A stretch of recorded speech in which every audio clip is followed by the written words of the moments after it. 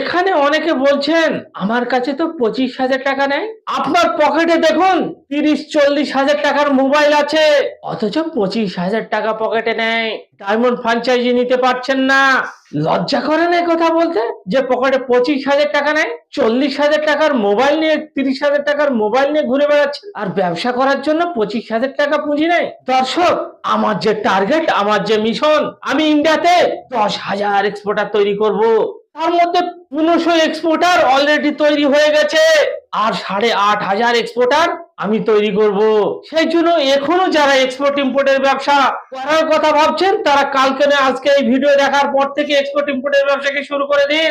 আপনারা কিভাবে এক্সপোর্ট ইম্পোর্টের ব্যবসাকে শুরু করবেন? আপনারা দুই রকম ভাবে করতে পারবেন। একটি সিস্টেম হচ্ছে আপনি আপনার নিজের নামে কোম্পানি সেট আপ করে লাইসেন্স করে করতে পারবেন। আরেকটি সিস্টেম হচ্ছে আমরা দিচ্ছি ডায়মন্ড ফ্র্যাঞ্চাইজি।